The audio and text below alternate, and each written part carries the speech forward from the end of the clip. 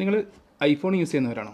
അങ്ങനെയാണെങ്കിൽ നിങ്ങൾ അറിഞ്ഞിരിക്കേണ്ട കുറച്ച് ഫീച്ചറുകളെ കുറിച്ചാണ് ഇന്നത്തെ വീഡിയോയിൽ പറയുന്നത്. കൺട്രോൾ സെൻറ്ററിലേക്ക് പോവുക.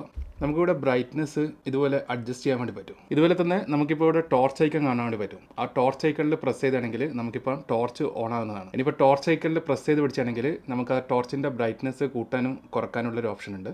ഇനി അടുത്തത് ടൈമറിൻ്റെ ഒരു ഐക്കൺ ഉണ്ട്.